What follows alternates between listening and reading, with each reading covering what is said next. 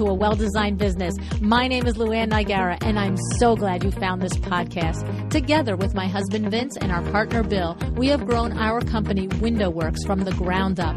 So I know and I understand the challenges you face in running your interior design business. I also know that your talent alone isn't enough to ensure your success. So on this podcast, we talk about strategies and practical steps to help you grow your business. But make no mistake about it, we have our share of fun here too, mixed in with those aha moments that I love so much. This isn't fluff. Nobody has time for that. Whether you are a new interior designer or a seasoned designer, I am here to help you create and to manage the kind of interior design firm that you dream of. It's straight talk and it's action. Are you ready? Let's get started. Hi, welcome to A Well-Designed Business. Today, Megan Molten joins me, and what a go-getter Megan is. In business, just about 1.5 years at this point, Megan has come out strong. Megan also joins the ranks of designers like Darla Powell of Darla Powell Interiors, who also happens to be the head wingnut behind Wingnut Social, your resource for outsourcing your social media if you're interested, and with Kelsey Gross of Farmer's Daughters Interiors. And a big hello and a big hug to you, Kelsey. You just had a brand new baby. Congratulations. And also with Christine Lynn, who you have not met yet, but will in September because the interview isn't live yet. But each of these women has said to me on the interview, I was working my job. I was wishing I could switch careers and be an interior designer. And after listening to your podcast for months, I knew I could do it. How fantastic is that? I just love stories like this. You know why? Not because they are crediting the show with helping them go for their dreams, but because they went for their dreams. They took actions. And yes, I am thrilled that each interview, each guest has inspired them and taught them something. But I'm even more thrilled that each of these ladies listened, learned, planned, and decided to go for it. I love it. I love it a lot. Now, I'll let Megan tell you the rest of her story, but know this. This interview is with a true I am the master of my destiny type lady. When Megan decides something, Megan does it. I learned that in just one conversation with her. The thing is, it can be done. You can leave your day job and make your design career real. And you can also take a look at your current design firm and you can impact its course. You can get organized. You can be profitable. You may need to take a look in the mirror and finally take deliberate steps in order to make the changes necessary to make your dream a reality though, right? So I'm hoping that through Megan's journey and her story that you will see that you can do it too. All right. Now, what else do I love? I love my sponsors. I love Article.com because I love the way they do business. You love the furniture and the classic mid-century styling. I might kind of love it a little too, truth be told, but I love the tight ship they run. They have it locked down when it comes to ordering, processing, delivering, and returns. Their trade division is staffed by interior designers, which make communication so much more efficient. So open your trade account today at welldesigned.article.com. That's welldesigned.article.com. When you use this URL, they know that their marketing dollars that they spend here at A Well-Designed Business are working. So please let them know, okay?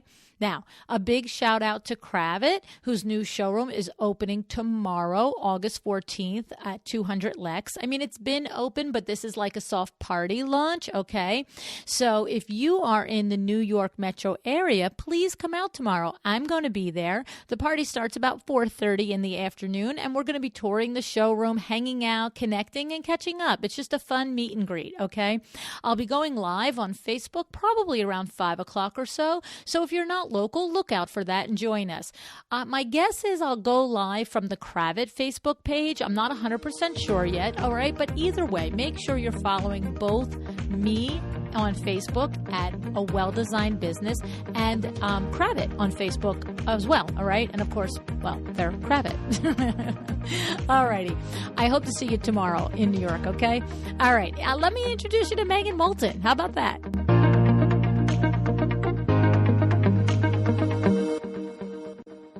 Hi, Megan. Thanks so much for joining me on A Well-Designed Business today. Hi, Luann. I am so excited to be here. Thank you. You're welcome. And I am glad that you're on the show, Megan, because, it's not every day I get the kind of email that I got from you. Yeah, I had to reach out to you. Your show has changed my life. That's a pretty big statement. It's true. Everything I've learned is from your show. Well, that's awesome. And you know what I know. I know the difference is that what you learn, you have to do.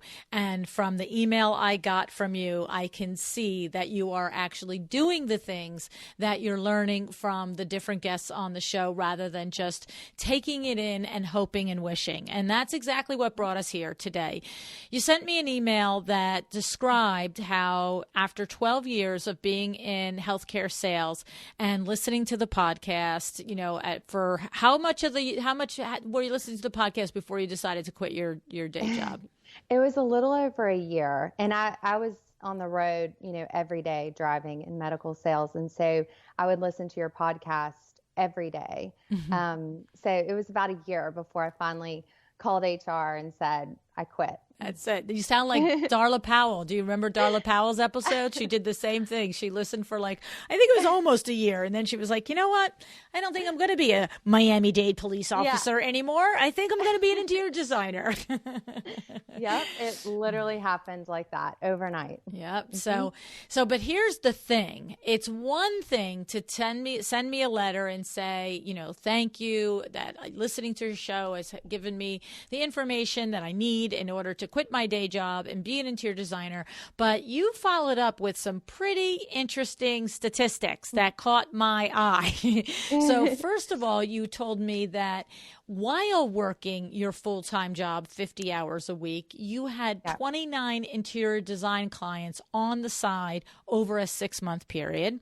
So I was right there, stopped in my tracks. And then you said, flash forward a year later, you have a full-time business manager, you have a full-time designer, you have leased a warehouse space, you have a studio space, you have a e-commerce business. Your Instagram, by the way, when you sent this to me, I think only 3 months ago, was at 13K, and now I see it's at 19K followers. Yes. So we're going to have a little chat about that, okay? And that your first year, you did 600K in annual revenues, and on top of all of this, in the middle of it, you planned and got married last May. I did. It was a heck of a year. Yeah. So wild. What I noticed is not on the list is that you did not note how many hours you've slept in a year, let alone a day. Not very much. That's it. Here's the other thing that you didn't mention that I want to talk about too is on your website, you have noted there that you have been featured on 18 different sites, from Row to Serena and Lily to Apartment Therapy and Bungalow. The business is a year and a half old. I'm not getting this. And so let's back up. We're going to get to that. Let's start with, Megan, there are, as you know, thousands of interior designers listening to this, and many, many, many, many hundreds of them are where you were a year and a half ago, listening in their car while they do their full-time job. Tell us about that moment. What was it about? Tell us about, that's it, line in the sand, I'm going to HR. What was the impetus finally? Yeah, I'll never forget the night before I called and said I quit. It was one of the scariest moments of my entire life, to be honest. Going from that very comfortable, paycheck every 2 weeks, benefits, a salary job, to what felt like I literally was jumping off of a cliff and saying, I hope this works out. It was terrifying. It really was. But I have to say that listening to this podcast and hearing the stories of so many people that had done it, that had done the exact same thing and were making it, I just knew I believed in myself enough. And I knew that if I didn't do this, I would regret it. but just to back it up even more, I mean, social media is an amazing tool. And I think Instagram is really where it all began for me. That 6 months prior, before I quit my job, I was posting on Instagram every single day. And I was posting photos of my own home that I had bought and started designing. And I started getting a lot of response, and people were loving what I was doing, and they really liked my style, which I don't even think at the time I knew I had a style. It was just what I liked. It was bright and light and airy and a little modern and coastal. And I live in Charleston, so that's kind of what a lot of people like here. So, I just got this overwhelming response, and I never in a million years would have thought that I would be an interior designer. Wow. Never. Oh, and that's pretty significant. Never. And my friends started asking me to help them with their homes. And so I would do that, and I would take pictures, and I would post those on my social media, and then friends of friends. And then finally I got my first client, and I didn't even know what I was supposed to charge. I had no idea. And I was listening to your show at that time, and I just kind of came up with a number, and I charged $75 an hour for my first client. And I started posting those photos. And shortly after that is when I quit my job and decided I'm gonna go for this. This is working. So let me ask you a couple questions in there. Sure. When you, gosh, I don't know where to start. I want to go to that moment of risk, but I also want to just take a second to talk about the practical standpoint of when you are decorating and designing your own home and you're taking the pictures and you're putting on Instagram. What I'm hearing, and correct me, is I'm doing this because it's joyful. I'm doing this because I love it. This is what I love. This is how when it looks like this, I love the way it looks. I take a picture, I put it on Instagram, blah, blah, blah. And then what happens is you start to notice, whoa, it's not just me that loves this. Other people love this, and they're asking me to do it. So my question is were they professional photographs of your home when you weren't even sure this was going to be a business yet? Because, I'm looking at your Instagram, and I'm not sure if I'm not necessarily back all the way to a year and a half ago, but the photographs look professional. So are you just super talented with the iPhone, and maybe you've taken Linda Holt's course for iPhone photography, or what's the deal with that? No. So one of the very first things that I did was hire a photographer. And that was something that I learned from your show. Okay. That was on Shea McGee's episode. She said, hire a photographer, get content, and use natural light. And I loved the way her Instagram looked. So that was one of the first things that I did. I found an up-and-coming photographer in Charleston that wanted to get into interiors. And she took the photos of my home, and I would have her take photos of my friends' homes and some of my first clients' homes as well. And I just got as much content out of those. It would literally be like one room, and we would just take as many photos as we possibly could at that time. Okay. And so I love this. And so when you say you worked with an up-and-coming photographer that wanted also to create a name for herself, are you saying that the two of you just said, look, we're in it together. You do it for free. I'll promote it, and we'll see where it gets, and you'll probably get other business? Or did you actually have to pay her? How did this work? So it was our first project together. She did it for me complimentary. Same thing. We both kind of we both wanted to do the same thing. She wanted to get into interiors. I was trying to get into interiors. So we kind of did that exchange, and then we kind of worked it out from there. And we came up with a fee structure that worked for both of us. So, okay. I love it. Out of the box yeah. thinking, right? You know, you need Yep. to, you know, and the thing is, it is as valuable for that, as you point out, the up and coming photographer. It's no different than an interior designer who is doing their friend's home for no fee to get photographs, or doing your own home for no fee to get photographs. Maybe you purchase more accessories or a different lamp because it's $300 more, but it's going to be the difference in the room, and so therefore you make that investment.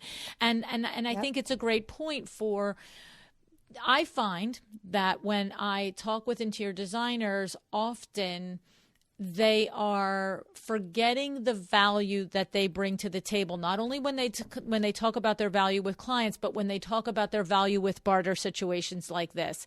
And right. And so it's very important not to feel funny. Look, the photographer can say no. Right? The photographer can say, yeah, not really interested in doing a, handshake on this. Thanks. Keep moving. No big deal. No big deal. Yep. But you find the one. And just as another matter of practicality, how did you become aware of this photographer who was interested in building her business? She reached out to me on Instagram. Wow. So many of the relationships I've built over this past year and a half are social media. Including this one. Right. So it's a powerful tool.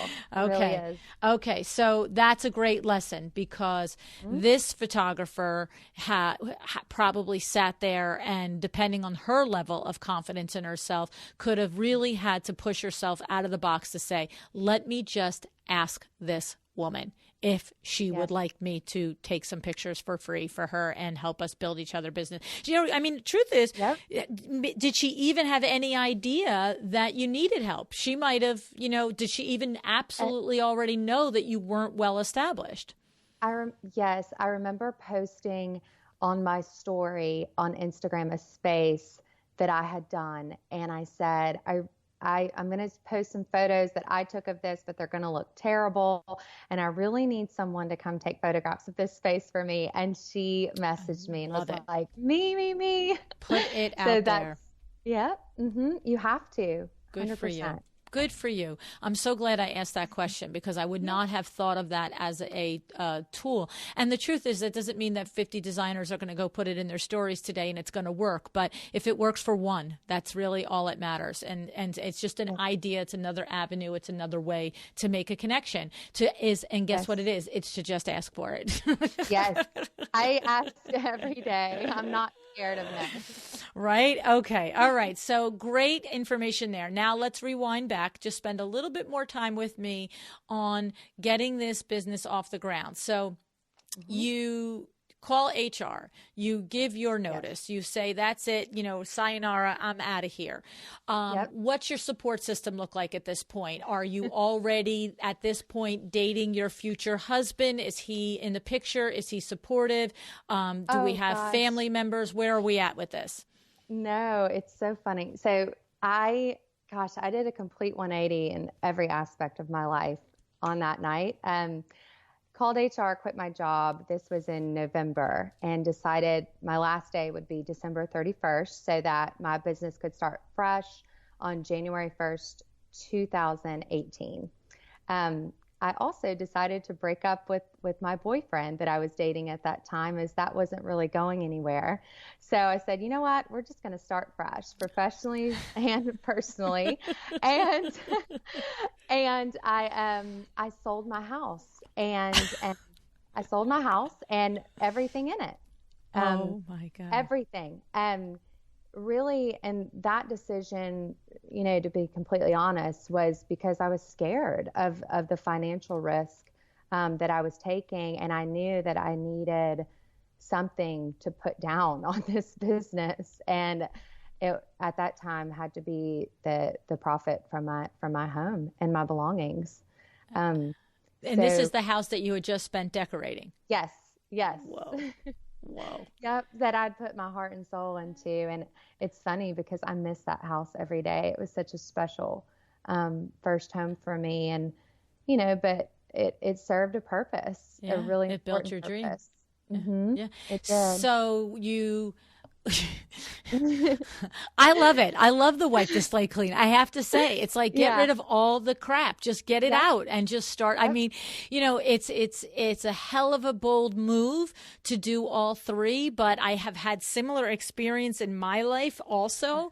I did the exact same thing, job, boyfriend, apartment, and moved, an hour and a half away and just said, okay, clearing the decks. We're starting over. I have no idea what's on the other side, but it's got to be better than this. And the thing was, if I don't know for you, but what I had was not bad. It just wasn't excellent. You see, I knew I was not surviving. That's such a strong word. I was existing in okayness.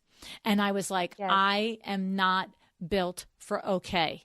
I am built for whatever I want. And so I was like, that's it, Luann, you got to rip the cord. So amazing, Megan, that you did the same thing. Of course, your risk was much higher. I was much younger. I was only, 19 or 20 years old. I was not involved in selling a house and, all of these things. But I think that it's really pretty incredible. And so when you do this, I'm going to say it's pretty incredible for you to do this. Do you have parents? Do you have girlfriends? Do you have siblings that were like, yay, go girl? And some were like, are you out of your mind, girl? Like, where's that happening? Yes. So it's really important to have a great support system. I come from two parents who are entrepreneurs. And so having their support, their lessons. My mom actually owned retail stores. So I used to go to market with my mom. I remember the hours that she spent in that store. And I remember thinking, I never want to have a brick and mortar store because that is tough. That is so tough. And I watched her do it. But I learned a lot from her. And then my dad owns medical practices and, he was the one that told me, only do what you can do, Megan. That is the most important business lesson I can teach you. If you're going to do this, you have to get people to help you. So they were two really important people. And I fortunately have a lot of girlfriends in Charleston that have started their own businesses. So I remember I sat down with every single one of them and talked to them about what I was doing. And every single one of them almost said the exact same thing. They said, Megan, you are going to be fine. You're going to be fine. I promise. Just do it. Right. So everyone was believing in me and really cheering me on with this. And I think that's so important. I needed that support. I love it. Now, I want to clarify because when you're saying your dad says only do the things that you can do, just for clarification, I heard what you intended, and I want to say he doesn't mean, hey, only do what you can do and it's good enough. He means you live and work in your superpower and hire outside of it for things that you don't do well, right? Okay? Yep. Because there's a little double meaning that if we're not clear, it's sort of like, hey, just do what you can do, sweetie. It'll be fine. It's like, no. We're going to work our fanny off. It's not going to be easy, but, really for as much as you can, work in your strengths and recognize and don't put blinders on to the things that you're not good at, right? That's exactly what he meant. Okay. Awesome advice. I love it. We've been told that 1,000 times by business coaches on the show as well. So I'm so happy to know that your dad, is giving you and is cool, counseled you in that way as well. So, okay. So we sell the house, we clear the decks of the dead weight. And you now are, so here's the thing. What's funny is, there's someone listening that's thinking, well, I don't have anything to sell and I don't have a little nest egg that I can build this business on. So, she's luckier than me. And the thing about it is, again, you can look at everything in two ways. And one side, there's no question that is, forget that, I'm using the word lucky, but I'm sorry, you had to been working pretty hard to afford and own a house on your own as a single woman to begin with. Let's be serious. Right. So there's nothing lucky about it, I'm sure. But I mean, the point of it is that, there is a gift in there to have that, to be able to start with a nest egg, but also that's also incredibly terrifying. You could run through this money, not run the business well, and now be at this point in your life and have no house, no business, and nothing to show for it. So tell us a little bit about that kind of motivation, like what that does to you and for you as a business person.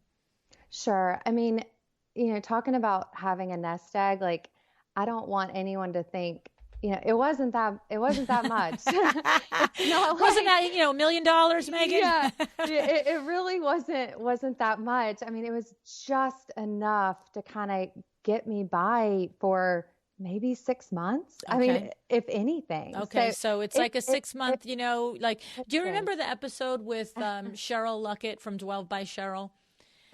Okay, probably. Yep. So I'm going to tell you, yep. She also came from corporate. She was in human resources. She's a registered dietitian. She did her side hustle for many years. And when she decided to launch her interior design firm, she did a little differently. She did a little bit more organized. You did the same. You just did it by gut instinct, it sounds like.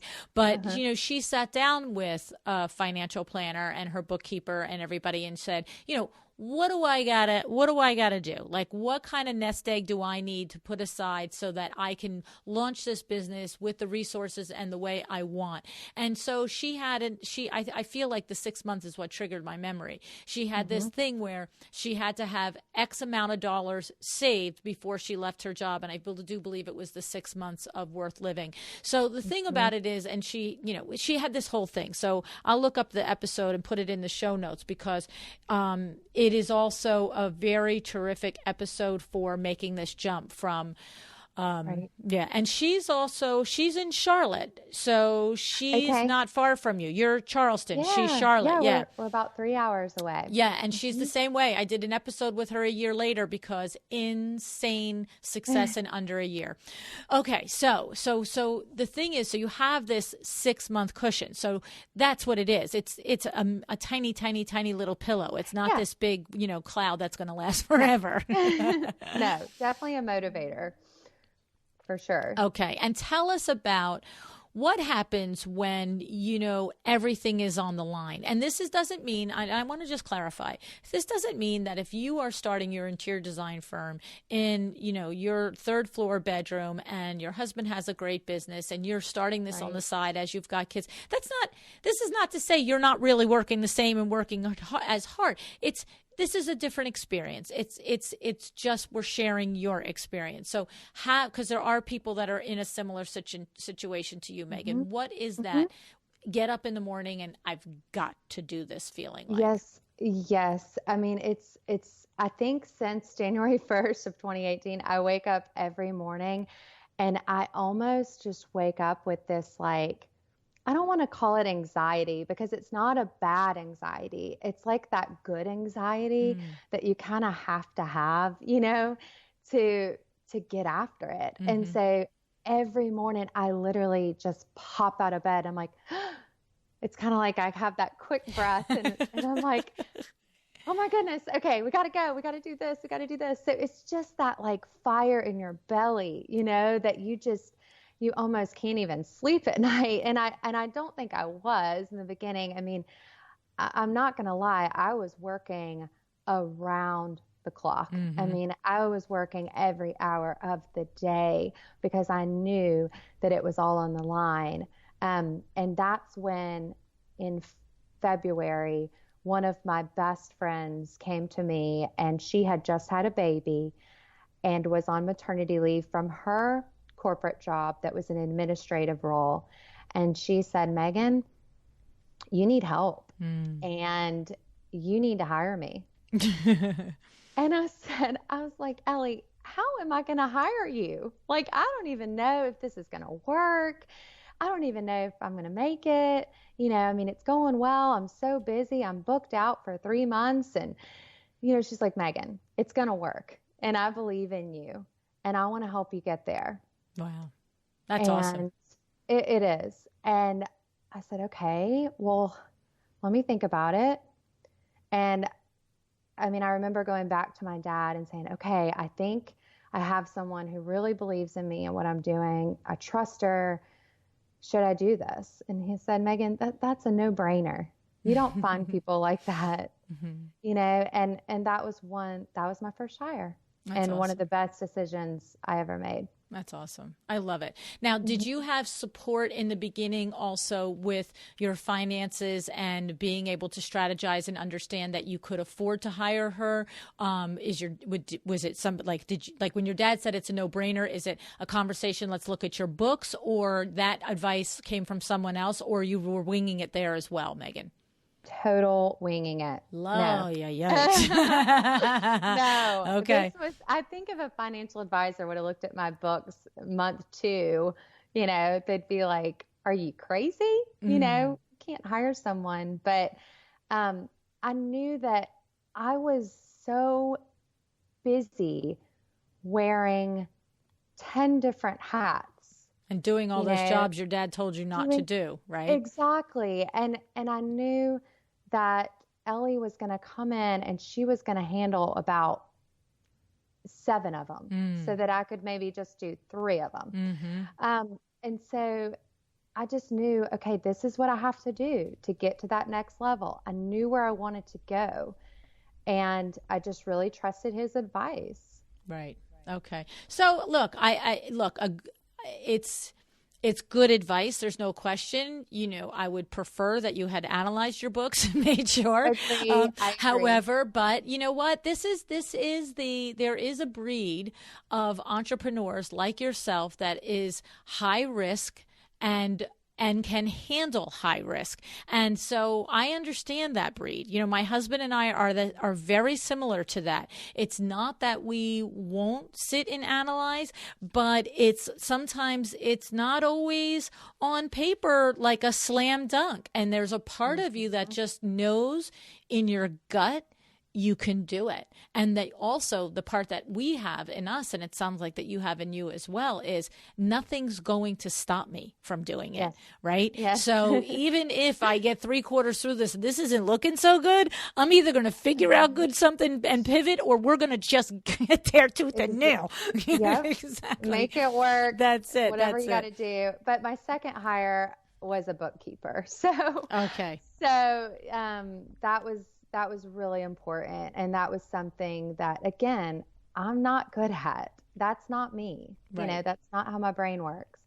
And so that was definitely another piece of advice that I learned from your show, to outsource that. And that was a really, really good decision in the beginning. And I hope you have the other piece of advice from my show, that you actually monitor and oversee the bookkeeper. You just don't let them run and walk away and check in twice a year, right? 100%. Okay, good. I'm in this horrible habit of, I like to look at our QuickBooks profit and loss almost every day. Good. It's kind of, you know, it's a motivator. I'm a salesperson. I want to see the numbers. I want to see what we're bringing in. It's exciting to me. That's good. No, you really should look at it every day. We look at it every day as well at WindowWorks. So you have to. You have to, because you know what it is? It's funny. It's the same side of that. I know I can do this, but I'm going to make sure every day I'm actually doing it. It's like, we're not going to kid ourselves. We're not going to wake up at the end of the month or the end of the year and go, didn't work. You know, we need to know on the 10th if we're on track for the month, and we need to know on the 20th what we have to do to get back on track. Like, you know what I mean? So I love it. All right. So let's take apart some of the revenue streams that you have. You are doing full service design. You are doing e-design. You are doing e-commerce.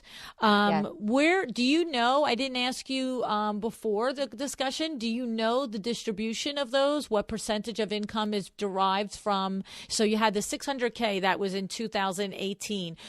Let's first know, do you know what your goal is for 2019 and what you're on track to do?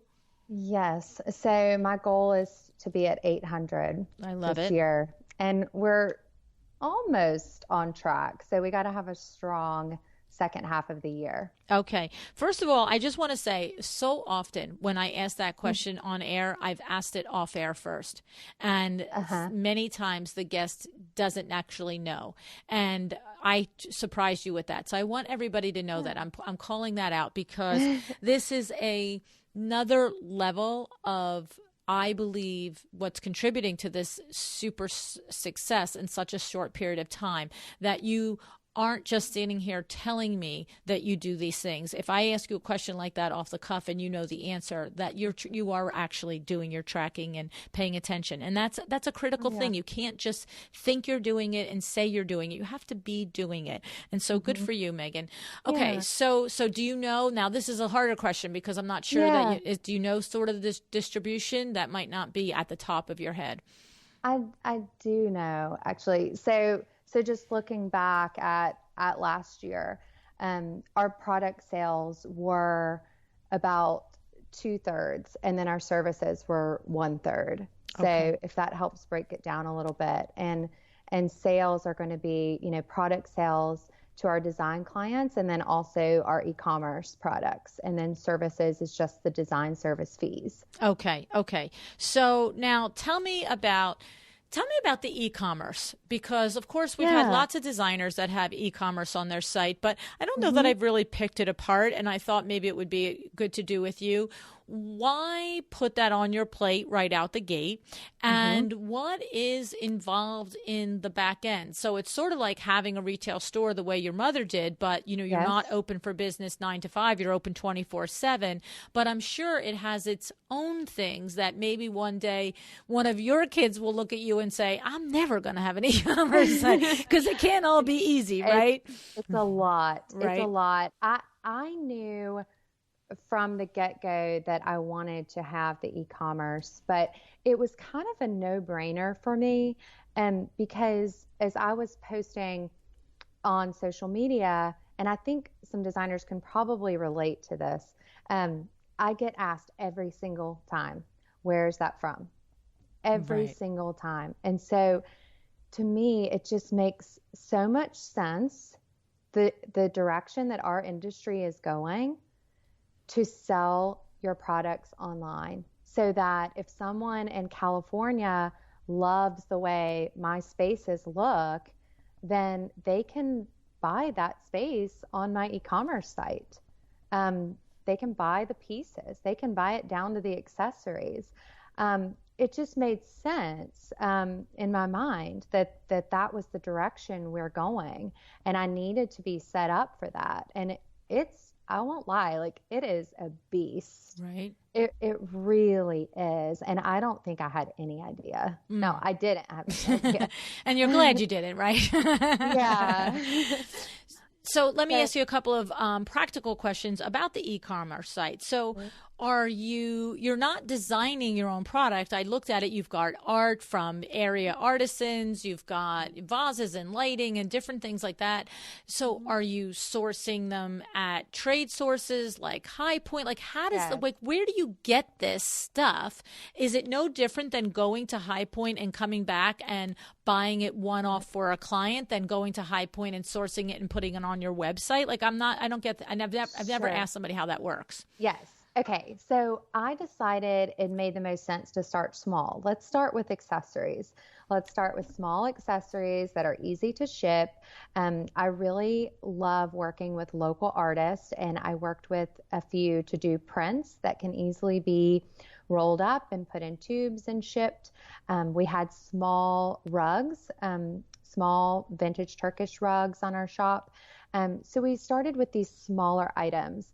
And what I did is, when I went to High Point, I identified those vendors that really source a lot of accessories or provide a lot of accessories. I took pictures in their showrooms, a lot of pictures of their accessories. And then when I came back home and I went to their websites, I then just loaded my carts with the accessories that I love. So I kind of curated this collection of things that I love. Not only do I love, but I use them. I use all of these accessories on almost every single project. So I use them in the spaces, and then I have the photos of them in the spaces, so that those customers that would like to purchase these accessories, they can see, how we style a kitchen island, or how I style a coffee table or a console table. And so it's typically, accessories from lots of different vendors, but I had to go out and find them. And my advice to someone who doesn't have the luxury of going to market, you can do it all online. You just have to source those vendors that really focus heavily on accessories, and just pick out your favorites. What is your style? What's your aesthetic? And mine are pretty much all white and glass and wood. There's kind of a theme going on, but yeah, I mean, that's kind of how I went about it. And it takes a lot of time, but the fact that we use them on all of our installs for all of our clients, we warehouse them. Why would we not sell them to customers as well? So that was where I was going to go next. So it's the thing about it is first of all, the circle here is that you first find the resources for them. Secondly, you actively use them in projects, which you then post to social media, which then creates the interest in the item. And then you now have stock of these items. Like, so when you are going to buy, a set of candlesticks for a client, you order 3, you order 5, you order 45, that's like an investment. Where does that look like? What does that look like? Yes. So that was also something I learned in the beginning, is that all of these vendors have minimums that you have to order, and the accessories vendors are not as much as the furniture. And that's another reason why I started with accessories, is there may be a $500 minimum. So I'd order, 5 of the candlesticks and 5 of the pots and 5 of the trays. And then as soon as those sell out, I would order 5 more. And if they didn't sell, then we would not restock that item. So okay. Were you burnt on any particular items where you're like still sitting with them a year and a half later? Nobody loved these things as much as I did, or you don't ever buy so much that it matters? I don't buy that much right now. Right. I don't have a huge warehouse. So, having the space is really important. I was operating in the beginning out of a 10 by 10 storage unit. Wow. So we moved into this 750 square foot warehouse, and we're already packed to the brim, and it's just accessories. And I'm not stocking a lot of volume. So I haven't necessarily gotten burned on anything. I will say there's definitely been some purchases that, looking back, I kind of knew in my gut that may or may not sell, and you can't really buy like that. It has to be like I love this, no brainer, this is going to sell. And, price point obviously is really important when you're thinking about e-commerce. And, that's another subject, but my e-commerce customer is completely different than my design client. Right. They're more DIY and just want to have a little piece of the glamour, but they're not necessarily a potential design client that's willing to spend thousands on a lamp or something like that. They're comparing it to getting it retail at the highway store, and they're like, that would be $40. Right. This one's $90. Okay, it's worth it, right? Yep. Okay. Exactly. Okay. So there's a little further they'll stretch because they want that little piece of Megan, but they're not going to stretch 5 times out of their comfort zone.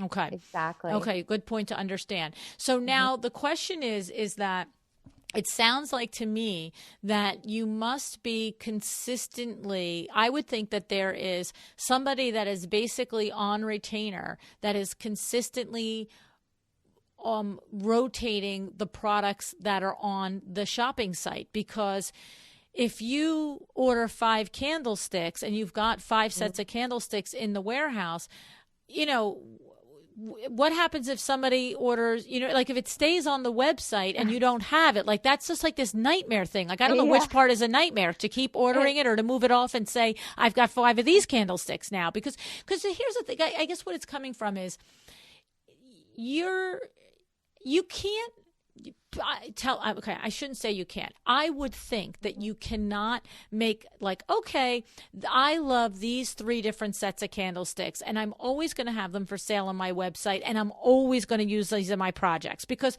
my God, you can't have 29 projects with 3 different sets of candlesticks like that. Every client is like, wait, my house looks like that other lady's house on Instagram. So you have to rotate what you're using in your clients, but then that means your minimum buy is determining that that's what you're buying more of. But you see what I'm asking you? No, I totally get it. So I will say this first year in e-com, I have learned so many lessons, and you do run into some issues because you'll sell 2 bowls and we only have 1 left and we have to order more. And guess what? Now they're on back order from that vendor. Right. I have written several emails to customers saying personally how sorry I am that we're still learning, and everyone for the most part has been thankfully very understanding of kind of giving us this grace period. But it's hard. I mean, we definitely have run into that where inventory has been an issue, especially because myself and my junior designer were the ones running the store ourselves and doing the design until last month. I hired our e-commerce manager. So the thing about it is because it's not, there's the industry is not set up such that they will, because to your point, it's the minimums, and you can't say, oh, okay, XYZ store for, trade vendor from High Point, I need 2 of these drop shipped to Sally in Iowa. Like, you have to receive them. And then do you take the time and the extra step to repackage them in the beautiful designery packaging? Or if it comes in a brown box, it goes out in a brown box? No, we recycle boxes, and I'm actually getting stickers made now to stick on the outside of our recycle boxes that say we recycle boxes and reuse packaging, because we get hundreds of boxes and bubble wrap and packaging a day.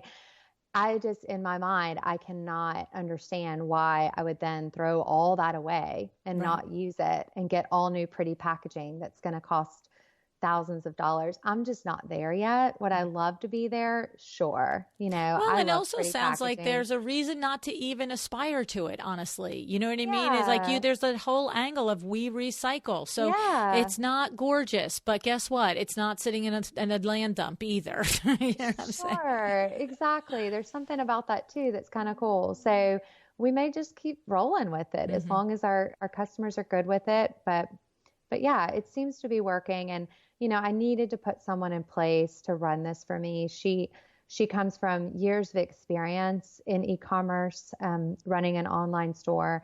And, it just really got to a place where it was not manageable, keeping the inventory and keeping the customers updated on their orders and packaging them up and getting them out the door and receiving the new inventory and inspecting it for damages. It's a full-time job. Well, it's a whole other business within a business, honestly. It is. It's like, to me, I'm going to be completely, flip about it, but it's like, like your father has medical offices. It's like running a bakery out of a medical office. Yes. It's a whole nother thing, It is. Yeah. And so the thing about it is, do you have it all on a computer software platform where you're managing your inventory that way? Or are you, okay. Cause startup bootstrapping, you might still be doing it like with spreadsheets or something. No, we use Shopify. Okay. And it runs our store, and it's a very user-friendly system. So we put all of our inventory there, all of our photos, and I like to always include, a stock photo of the item and then also a photo of the item in a styled space. And right now, our new e-commerce manager, she's just going through and making all the updates to the site. So she's making sure all the product descriptions are there, all the photos. This was just kind of this half-assed effort, honestly, in the beginning. And we just didn't have the time So she's putting the time in now so that we can get it where I want it to be. And then my goal is to start adding furniture and lighting and larger items to the shop. And I know that's going to be another huge undertaking. But again, I really see this as the future of our business. And I really want to diversify my business and have these two separate entities. When you go to get into furniture, then now you're going to have a much larger warehouse, or will you be able to drop ship? I mean, I guess you can drop ship to a receiver.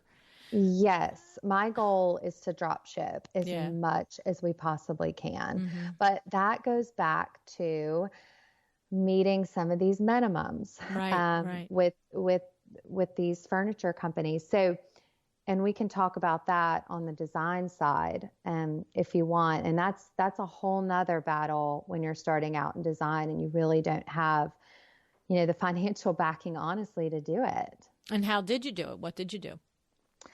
So I had to use a purchasing agent in the beginning, and I don't know if that's something that's widely talked about in this industry, but it was something that I discovered was out there. And basically what it is it's larger retailers or designers that have storefronts. So they have stocking dealer pricing with vendors. And something that they're doing is that they're selling to small designers like me, and they're just doing a very small 5 to 10% markup on it, and selling it to me, versus me getting the designer pricing, which is significantly less than stocking dealer discounts. So that was how I did it on the design side. I bought almost exclusively through a purchasing agent because I couldn't meet the minimums with a lot of these vendors. Right. It was a huge challenge. I think, I'm not sure if I'm correct on this, but I think Jeanne Chun, Cozy Style Chic, I think that's what her retail store is in California, that she does have a lot of designer clients, and that's how that functions, right? Yes, yes, exactly. And it works amazing. So anytime there's a damage, the purchasing agent handles it. Right. It's out of our hands. And again, I mean, it comes down to, you have to think about your markup and your profit. And for me, it was a no-brainer. The discounts were so significant, but where I'm now going to run into a larger problem is that when I want to add some of my favorite, coffee tables and sofas and chairs and lighting to my e-com, I can't purchase those through a purchasing agent. Right. For e-commerce customers. No. So this is a whole nother hurdle that I've run into, and, it may require me starting to open some accounts, my own accounts with some of these vendors.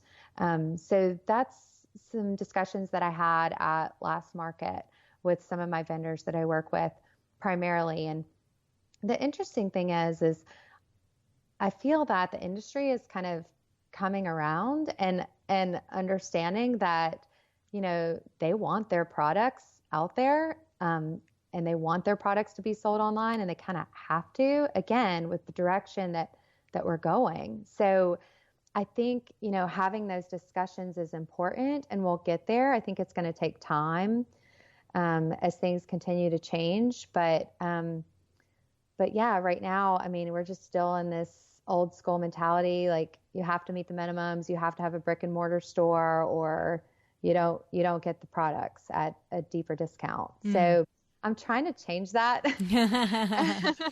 It's a tough thing.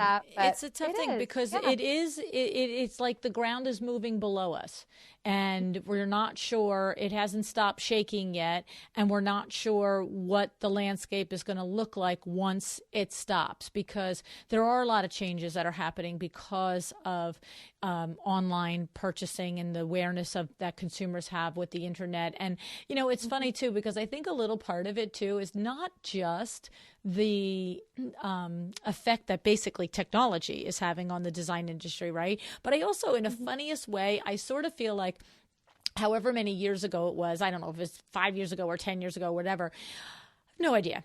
But I know there was a shift in the attitude and the direction of places like High Point Market, where it went from being the place where the middle-aged guy with his briefcase showed up, like 50 of them from, 300 of them, whatever, 5,000 of them from all across the world, came in, spent 4 days, picked all their, their sofas and case goods and lighting, and went back to their retail stores, right? And I feel like there was a point where High Point Market and others said, designers, come see what we have. And now all of a sudden, it's really, now it's how they roll out the red carpet and all the programs and the education and the activities for designers is amazing. But now designers are like, and I want to buy and make money. So, and it's almost like everybody's like, oh, wait, we just wanted you to come and know we were here. We didn't want you to change the way we do business. You know what I'm saying? Oh, and it's sort of like you invited us to the party. Yes. And my first trip, I was like, whoa, I had no idea. And I saw all these men in their suits and briefcases. I'm like, who are these people? And then going to all the showrooms and the champagne and like you said, the red carpets rolled out and have lunch and have dinner. And I'm like, see all their stuff. They wanted you to see all their stuff and then go back and order it from other people.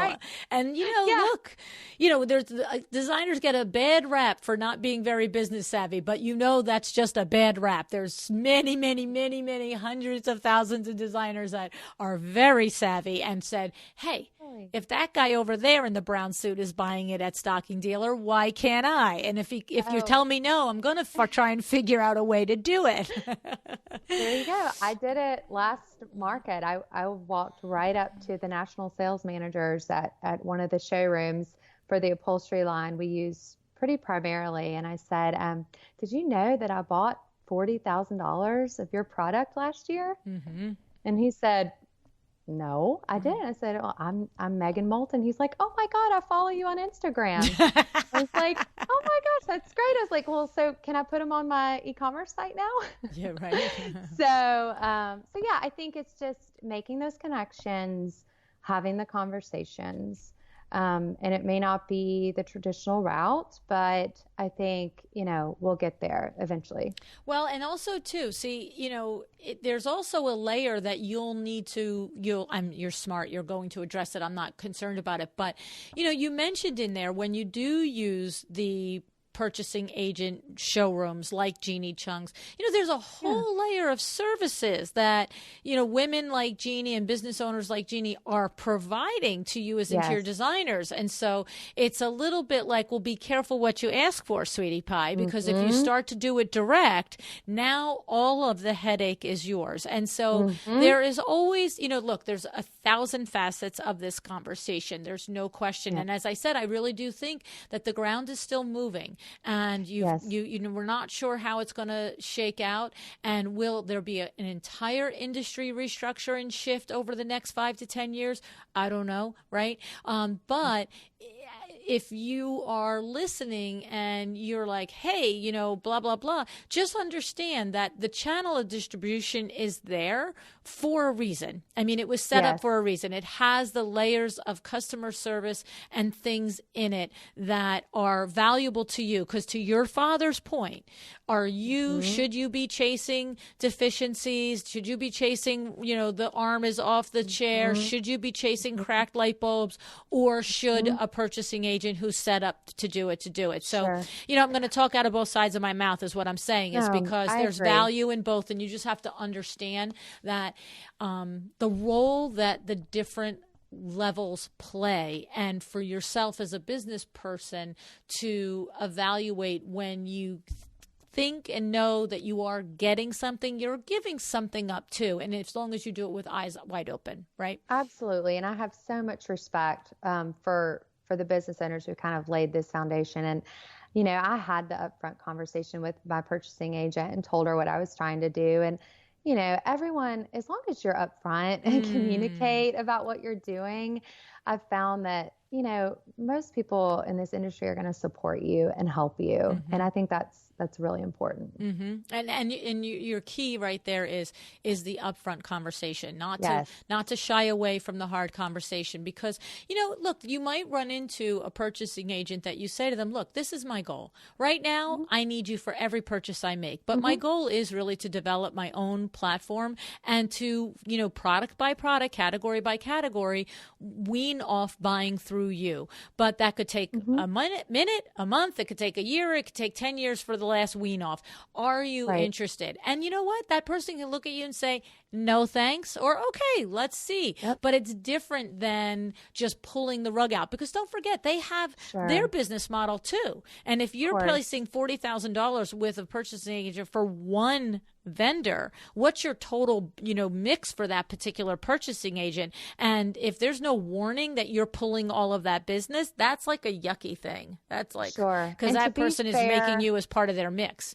That's so true. And I am respectful to that. And to be fair with this upholstery, they had a previous system in place where you had to purchase through retail stores that were local, but they actually changed it and they now have a designer program. So so that one you were purchasing direct, he just didn't know who you were.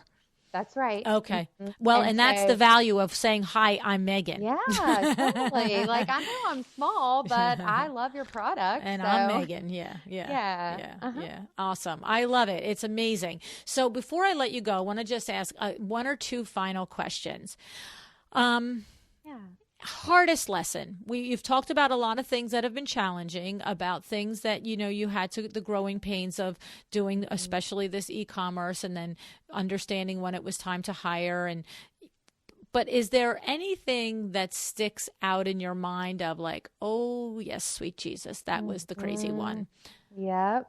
Oh yeah, for sure. I mean, I remember last year, when things go wrong, when clients are not happy, that is the worst feeling in the world as a designer, when you have worked your butt off, and I'll never forget the moment when I had my first really upset client about something that she did not feel was communicated to her.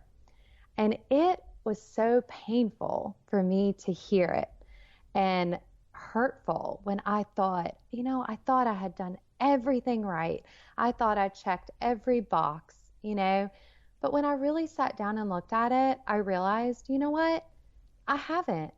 I have got to over communicate. I've got to be more upfront than I ever thought was possible. And it really made me reevaluate our systems and our processes.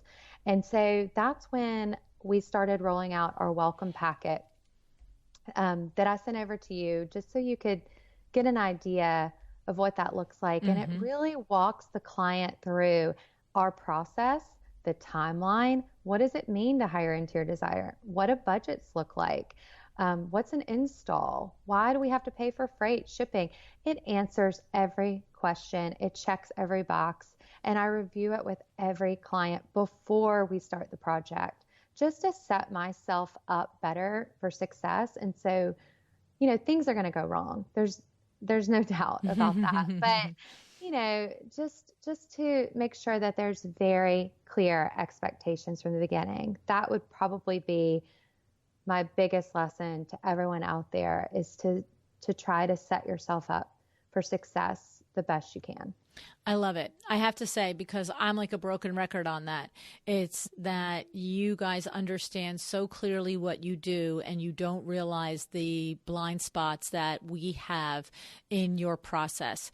I always use the example of asking someone for directions to their own home. Invariably, they're going to leave a turn off. And it's not because they don't know how to get to their house. It's because they know how to get there so well and by rote, that when you have, 14 times made the wrong turn, you finally figure out, oh, it wasn't the second stop sign, it was the third.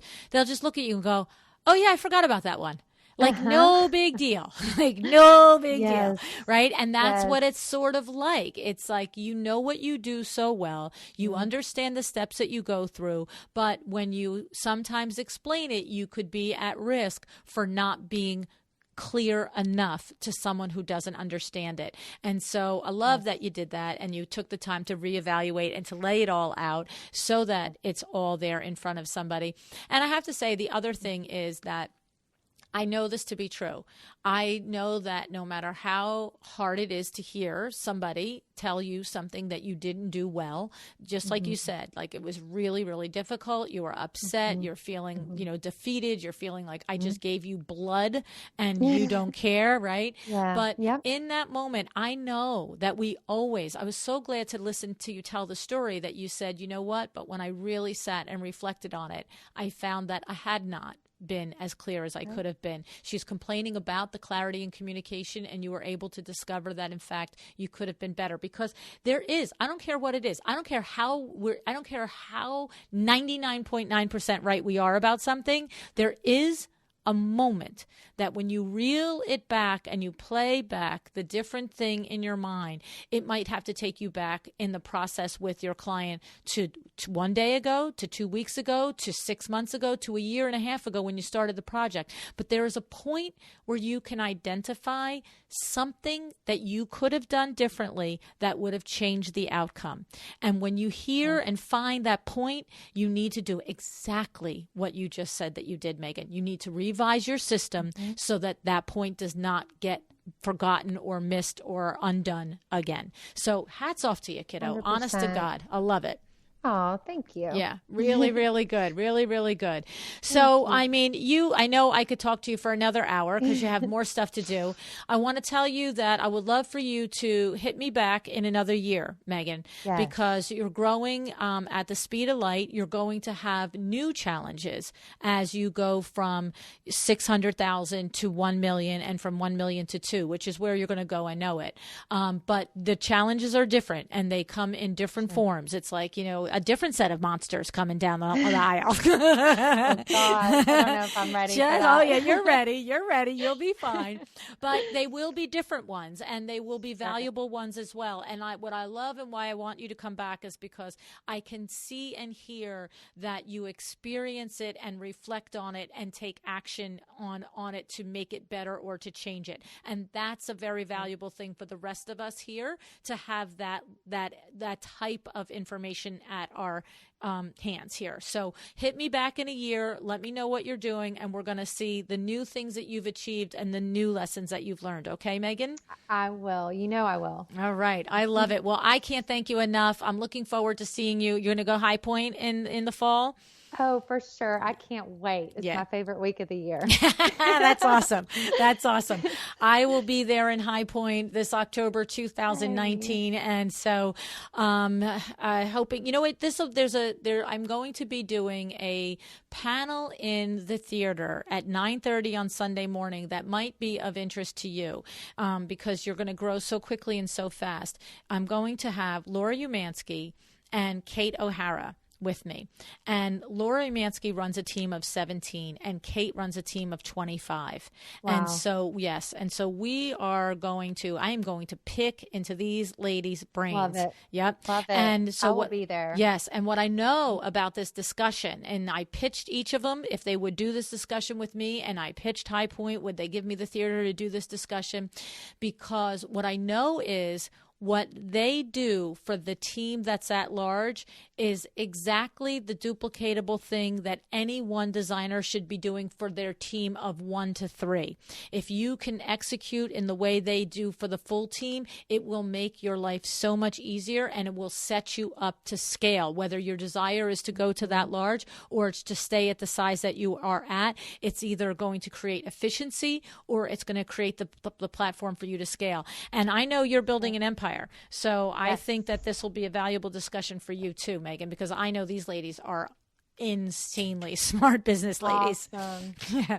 I'll be there. Good. Okay. So Megan, thank you again. You're a love. I appreciate your reaching out. I appreciate your listening to the podcast. And I thank you for your time today. Thank you so much, Luann. And thank you for what you do for all of us designers out here. I really cannot tell you how much I appreciate you. Thank you.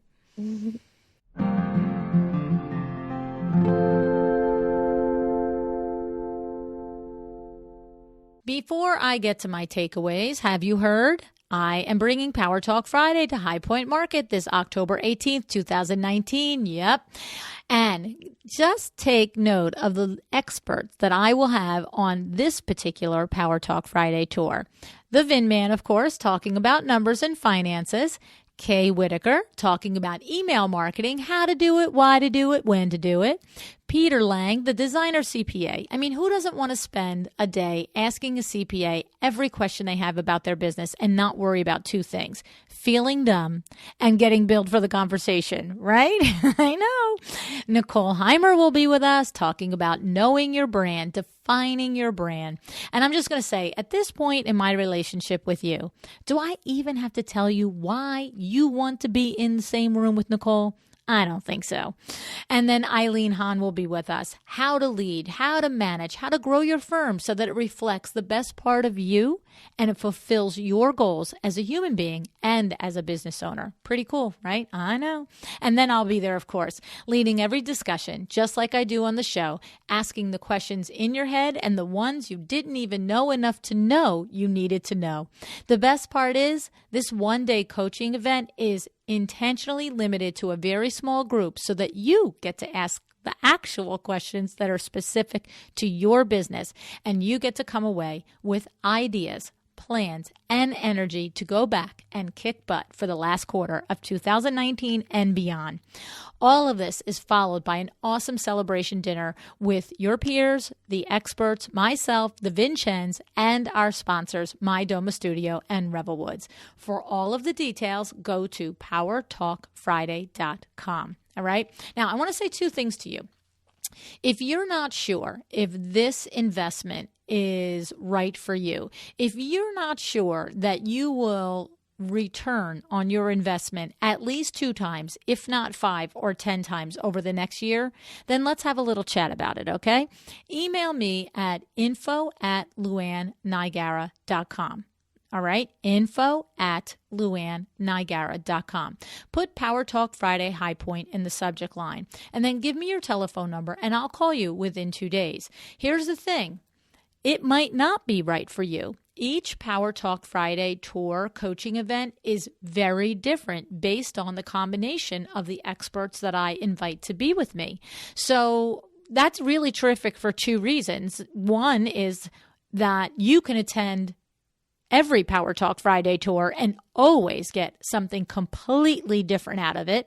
But the other thing is that it does mean that not necessarily each Power Talk Friday tour is the best way to invest your money at that particular moment. So it will depend on the challenges that are front of mind for you right now. And so I'm happy to spend a half hour on the phone with you, understanding what your top priorities are, and then helping you explore if this particular combination of coaches answers those priorities. And if they don't, I'm going to be the first one to tell you, because I want people there that are going to come away and sing the praises of the Power Talk Friday tour, right? Makes sense. And to that end, if you'd like to speak with somebody who has attended a Power Talk Friday tour, let me know that too. And I will definitely connect you and let you get some conversations with your peers who have done it. All right.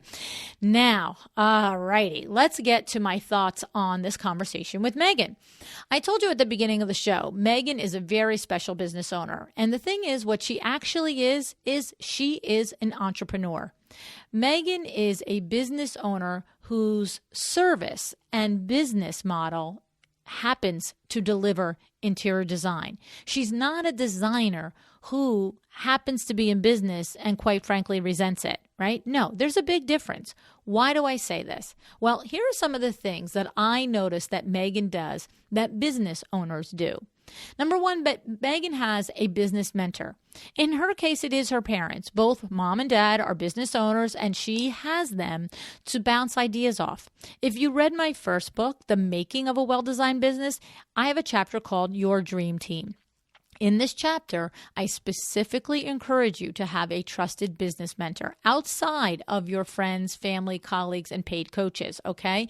Now, I don't mean that's exactly the point. I mean, outside of family and friends who are not qualified to mentor you, right? In this case, Megan's family is qualified to mentor her, all right? The point is you need the voice of experience in business and the voice of reason that you can go to and, really kind of run by the gut check questions that you have. And of course, for Megan, it is her parents, and that's awesome, all right? Like for Vin and me, for me, it's Vin. And for Vin, it was his cousin Al Paradise for many years, okay?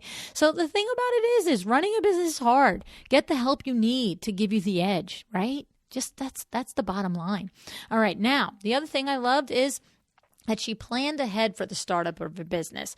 In Megan's case, she specifically sold her home so that she would have that 6-month financial cushion. And I'm just going to say #SmartLady there for making a plan. It doesn't have to be selling your home, but it does have to be planned. You do need that. What am I going to do if I don't have a client for X period of time? What am I going to do? How am I going to carry this financial load? You can't open and then figure it out, okay? And I shouldn't laugh because it's not funny. It's not. And the thing is, if it is news to you, then that's okay. That is okay. But hear it, okay? Have a plan for it. That's really the bottom line. Entrepreneurs have a plan, all right? Another trait that I liked is that when she needed something, she wanted the photographs, the professional photographs of the home that she had designed. And so she put it out into the universe. She said, you know what? Let me just ask, right? It's so important to ask for what you want and to let others know what you need and how they can help you. The second thing is it's so important to be able to think out of the box on how you can each get value from an arrangement. There are probably 24 of you listening right now that talk with me on a regular basis. And you know that this is my MO all day long. It's like, I got this, you got that. How can we work it together so that we both come away enriched, okay? Both come away with value, but it doesn't necessarily have to be a money exchange. It can be a value of services exchange. You need to be able to think out of the box, gather your people around you that you can help them and they can help you, and you all go sailing off into the sunset together, okay? Now, remember Mikkel Welch's episode number 297? He specifically explained how the first 8 or 9 projects he did, it was a barter on both ends. It was a barter with the client doing the project, and then he bartered on the end of the project with the photographers to shoot the project, right? So go listen to that episode if you're looking for a little bit of insight on the details on how he worked that. Now, newsflash for you.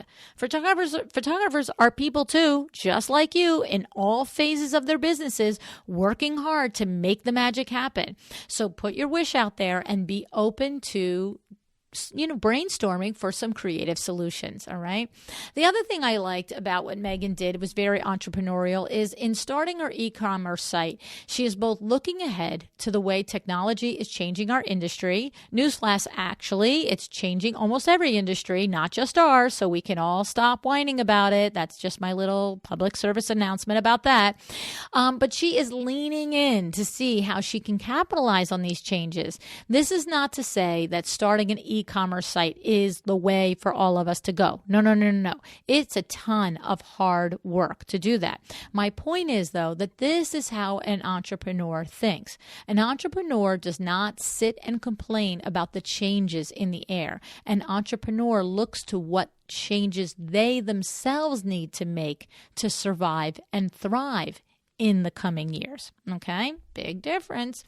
Then the other thing I liked is that in regarding her e-commerce site, notice that Megan is approaching it exactly the way Jesse Lazarus said to us that the Kravitz approaches things. So that's episode number 446. All right? Jesse explains Kravitz's philosophy is always to be looking for new and innovative ways to run and enhance and support their business.